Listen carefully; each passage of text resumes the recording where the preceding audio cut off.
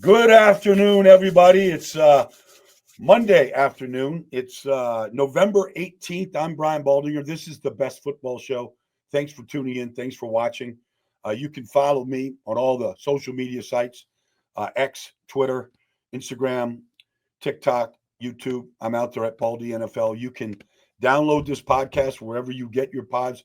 Download the Odyssey app for free and go watch this, like it, and subscribe to it. We're trying to grow it. So thank you for following and paying attention. I'm trying to get the sleep out of my eyes, everybody. I was in Pittsburgh yesterday for that showdown in the AFC North.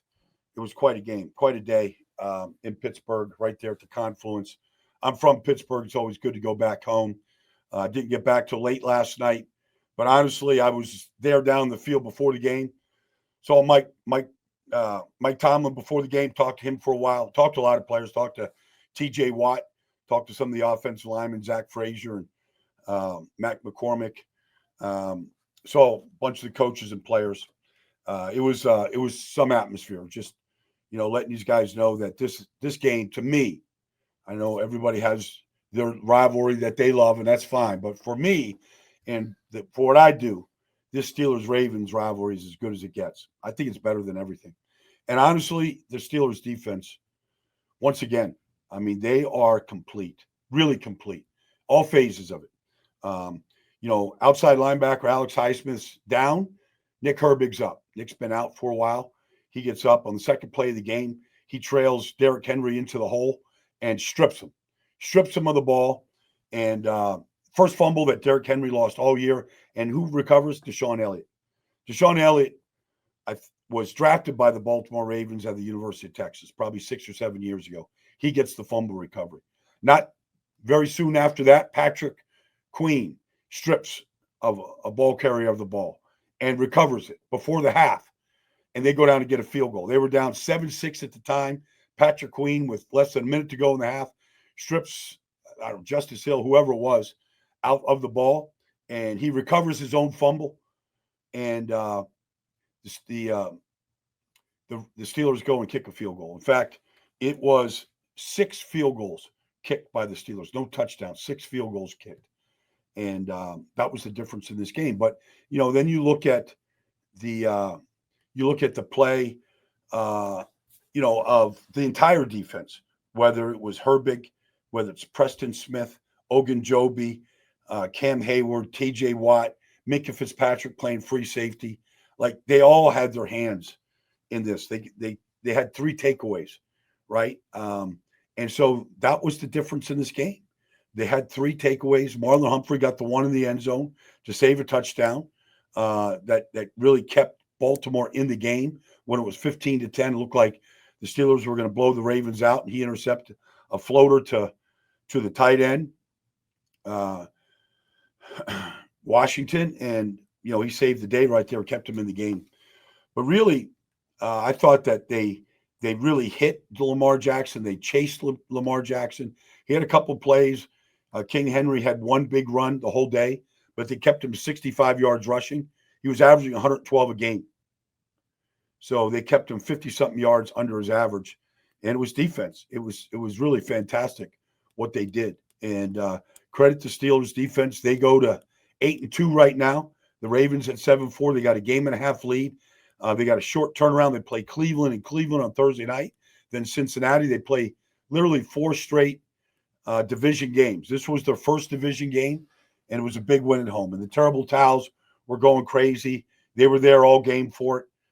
They know exactly when to wave those towels and when to make the noise and when to stand up and all that kind of good stuff. But it was really something to be seen. And I thought both Patrick Queen, who's the honorary captain, played a great game. Again, back-to-back great games by Queen. Speed at the linebacker. And then you can't really help but talk about the play of Peyton Wilson in the fourth quarter. 15-10 game. Lamar Jackson gets Justice Hill one-on-one against the rookie linebacker. And he's going down the field to him. And he turns around, the ball's right in Justice Hill's hands. Like, he's got it cradled in his chest. And as Peyton Wilson is going down, like, he strips the ball out of Justice Hill's hands and pulls it away from him before the play is dead. and he gets the interception, and he stops that drive. You can't not look at what Omar Khan and Andy Weidel are doing in the personnel department. Zach Frazier was dominant at center, second round pick. Mac McCormick starting at right guard for him right now. Mason McCormick starting at right guard for him right now. I call him Mac because he's a Mac truck. But he's starting at right guard, fourth round pick out of South Dakota State. Peyton Wilson, third round pick, out of North Carolina State this year. Ran in the 4.4s, was the, Butkus Award winner at linebacker coming out of North Carolina State. Nick Herbig was a fourth round pick out of Wisconsin. Like you look at Keanu Benton, who held up Justice Hill so that Patrick Queen could strip that ball out.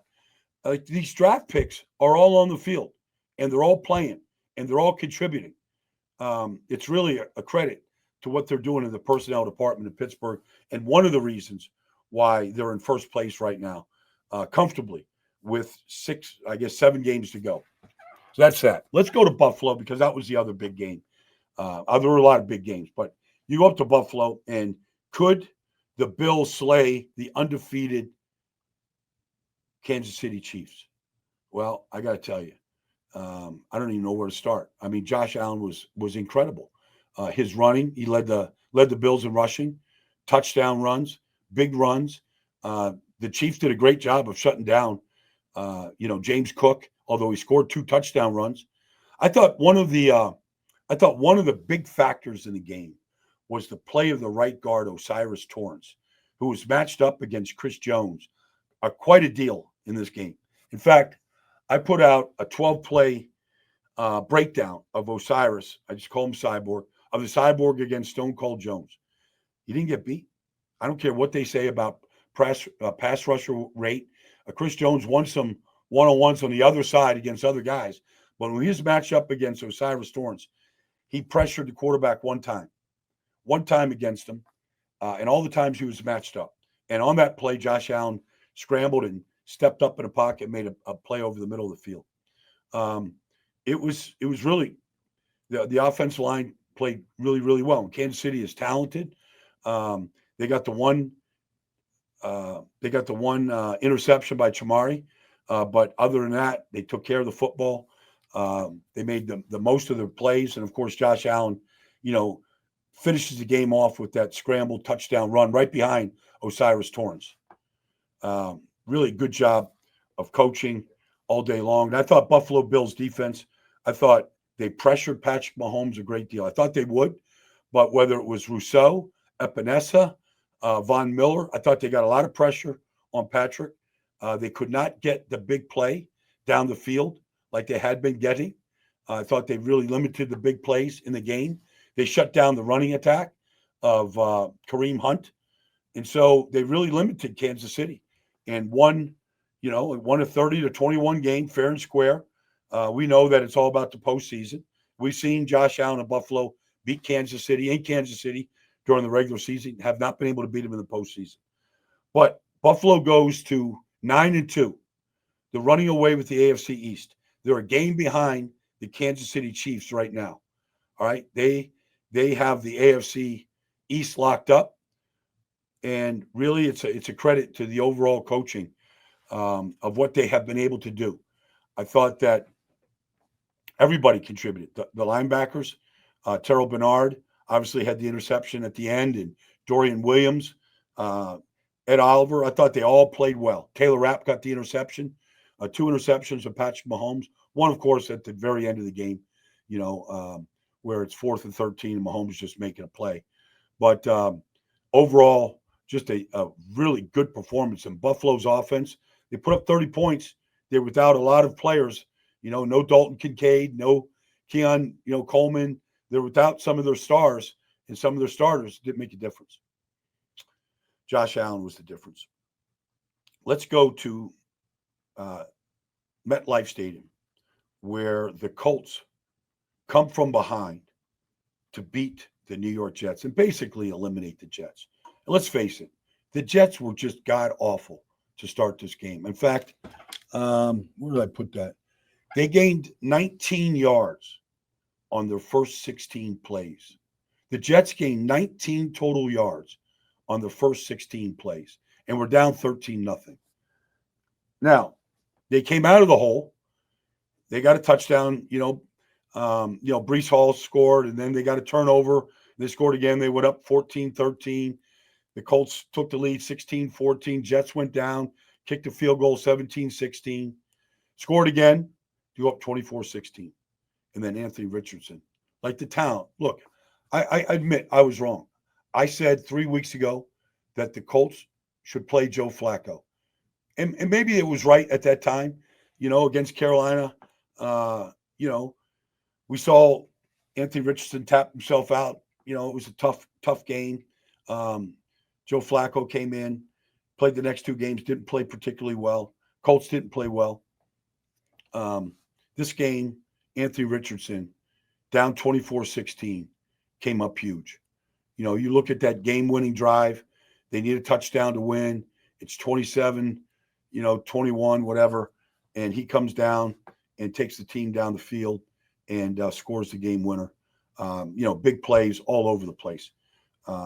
Talent, big plays to all of them. Josh Downs, the touchdown to Josh Downs, he got him, isolated against Isaiah Oliver on a little angle route to cut the lead right there, and then, the game winner was just a quarterback crack sweep, and they got good blocks on the outside by Ashton Doolin and Mo Ali Cox, and then Anthony Richardson just trucked 3 defenders to get into the end zone.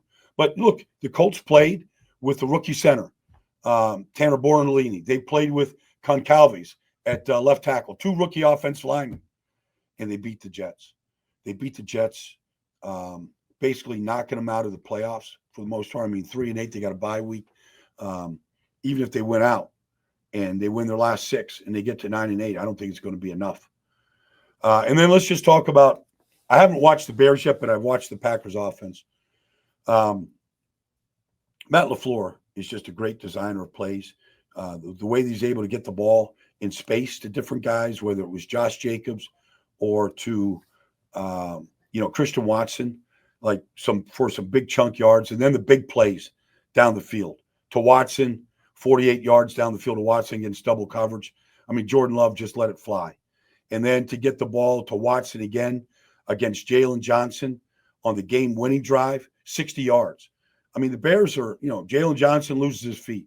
Elijah Hicks, the free safety, loses his feet. The guys are on the ground. They're on the ground way too much, and then, Jordan Love scrambles for 13 yards down to the 1, ends up winning the game, against the Bears on a 1-yard quarterback sneak.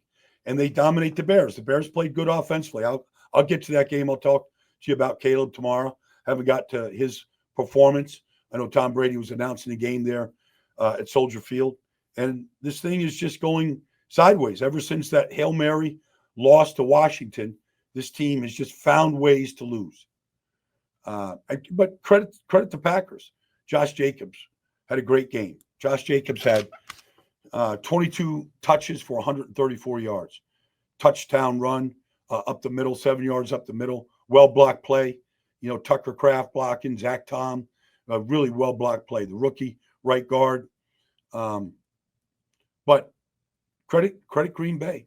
They're a good football team. They find ways to win games. And they come off their bye week. They go to Chicago.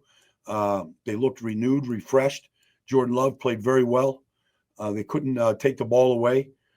They made huge plays, one big play after another. You just go, man, they've got Christian Watson double covered down the field. And Jordan Love escapes the pocket and just lays it up there. And there's Kyler Gordon and Elijah Hicks right there to make a play. They couldn't make the play. Watson came down with it. Credit Green Bay. They made the big plays when they had to make them. They were down seemingly most of the game, and they kept coming back. So the Packers stay right on the heels of the Detroit Lions and the Minnesota Vikings. The AFC North looking like the best division in all of football, although who knows what happens in the AFC West right now with what's going out there with the Chargers and the Broncos. Chiefs still at 9-1. That's a look. That's a look at Week 11. It's early. We'll be back here tomorrow to break down tonight's game. We'll break it all down tomorrow. Plus, a lot more action. The Chargers, what Seattle did to San Francisco, and a whole lot more. How Denver just annihilated the Atlanta Falcons. I'll break that all down tomorrow, right here on the Best Football Show.